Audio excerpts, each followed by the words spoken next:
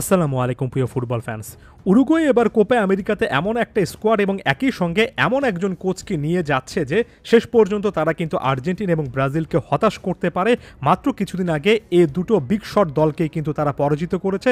এখানে Argentine coach Marcelo Bielsa যে chaotic একটা স্ট্রাকচার নিয়ে আসেন, মূলত আজকের ফুটবল ফ্যাগের এই ভিডিও অ্যানালাইসিসে সেটা নিয়ে আলোচনা করব। কয়েকটা কিওয়ার্ড নিয়ে একটু বলে দিতে চাই এবং ভিডিওগুলো বা ক্লিপগুলোর মাধ্যমে সেখানে আরও একবার ফিরে আসবো। অনেক বেশি স্পিডের আপনি ইউজ দেখবেন, হাই প্রেসিং দেখবেন, ভার্টিক্যালিটি দেখবেন, ওভারলোড দেখবেন এবং ওভারঅল একটা ক্যাওটিক স্ট্রাকচার দেখবেন। একিপটাতে দেখুন কিভাবে ওভার দ্য টপ একটা বল এসেছে এবং সেখানে ওটামেন্ডির সঙ্গে পেসে ডারউইন নুনিয়েজ একটা দারুণ ব্যাটল করেছেন এবং স্বাভাবিকভাবে ওটামেন্ডিকে সেখানে বিট করেছেন। আপনারা উরুগুয়ের খেলার মধ্যে এই জিনিসটা অনেক বেশি করে দেখবেন। এখানে সেন্টার ব্যাক যদি একটু স্লো হন, একটু ওটামেন্ডির মতো হন, তাহলে এখানে বারবার করে তাকে কিন্তু স্পিডে বিট করার একটা প্রবণতা দেখা যাবে। এটা আর্জেন্টিনার জন্য একটা মেজর কনসার্ন হতে পারে। ওটামেন্ডি দ্য জেনারেলের ওভারঅল ট্যালেন্ট, ওভারঅল তার স্কিল নিয়ে কারো বিন্দুমাত্র কোনো ধারণা নেই, তবে এখানে একটু স্লোনেস আছে ডিফেন্সের একটা অংশে। আর্জেন্টিনা একটু স্লো, এই জিনিসটা মেনে নিতে হবে। এরপর হাই প্রেসিং এবং অ্যাগ্রেসিভ অ্যাটিটিউডের কয়েকটা উদাহরণ দেখি। এখানে দেখবেন রড্রিগো ডি পল বরাবর একটা বল আসছিল এবং বলটা তার কাছে আসার আগে 5 নম্বর জার্সি পরিহিত উরুগুয়ের প্লেয়ার ম্যানুয়েল উগার্তে কিন্তু ডিসিশনটা নিয়ে ফেলেছেন। সামহাও এখানে রড্রিগো ডি পলকে আটকাতে হবে। রড্রিগো ডি পল কিন্তু এখনও নিজের হাফে আছেন, তবে এই অ্যাগ্রেসিভ এই হাই প্রেসটা সবসময় দেখা যায় কোনোভাবেই আর্জেন্টাইন প্লেয়াররা কিংবা প্রতিপক্ষ প্লেয়াররা যাতে করে একটু স্পেস পেয়ে না যান এবং তারা যাতে করে একটা পাসের মাধ্যমে হুট করে লিওনেল মেসিকে আনলিশ করতে না পারেন, সেটার প্রবণতা অনেক বেশি দেখা যায়। তাই প্রতিপক্ষ হাফে এসে ম্যানুয়েল উগার্তেরা এভাবে ফাউল কনসিড করে, এমনকি কার্ডও দেখেন। মার্সেলো বিয়েলসা সেই জিনিসটা তাদেরকে ইনস্ট্রাক্ট করেন। একেবারে স্ট্রেট একটা অ্যাগ্রেসিভনেস, একটা আগ্রাসন কিন্তু তাদের খেলার মধ্যে দেখা যায়।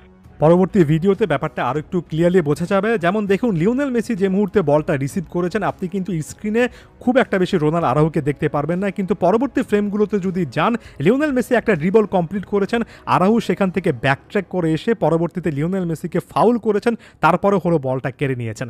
আরাউ এই ম্যাচটাতে মূলত একজন রাইট ব্যাক হিসেবে খেলেছেন, অর্থাৎ তিনি এখানে তার ফুল ব্যাকদেরকে যথেষ্ট পরিমাণ কিন্তু আসলে ফ্রিডম দিয়েছেন।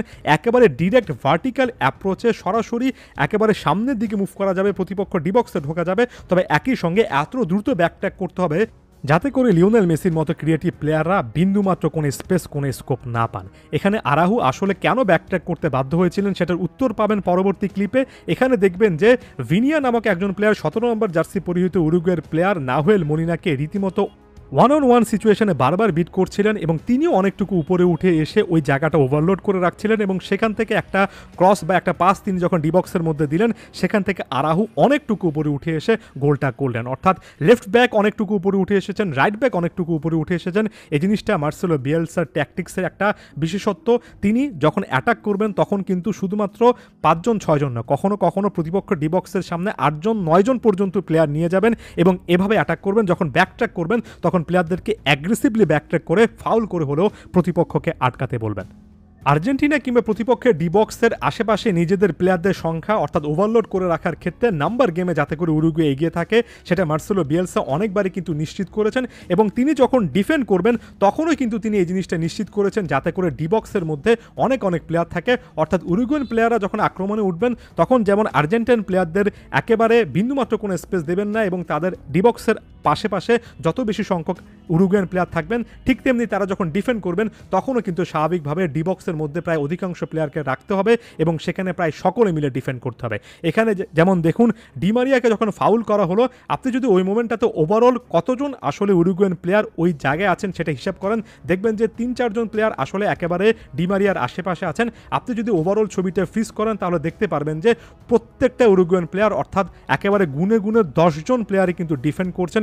কোনো একজন প্লেয়ার কিন্তু এই মুহূর্তে আসলে ডিফেন্সের বাইরে নেই, অর্থাৎ এখানে সকলে মিলে করি কাজ এমন টাইপের একটা আপনি ভাব দেখতে পারবেন। আক্রমণে উঠলেও সকলে প্রায় সকলে মিলে উঠি এবং যখন ডিফেন্ড করব তখন সকলে মিলে ডিফেন্ড করব, গোলকিপার ছাড়া বাকি 10 জন মিলে ডিফেন্ড করব, এমন টাইপের একটা অ্যাটিটিউড দেখা যায়। এটা উরুগুয়ের কোচের একটা স্পেশালিটি এবং এর জন্য এটাকে একটা ক্যাওটিক সিস্টেম বলা হয়, অর্থাৎ রীতিমতো বিশৃঙ্খলা তৈরি করার মতো একটা সিস্টেম। আর এভাবেই অনেক অ্যাগ্রেসিভ ফুটবল খেলে এবারের কোপা আমেরিকাতে সত্যিকার অর্থে ডার্ক হর্স একটা দল হিসেবে উরুগুয়ের আবির্ভাব আছে এবং উরুগুয়ে সত্যিকার অর্থে বড় কিছু করতে পারে। ধন্যবাদ সবাইকে।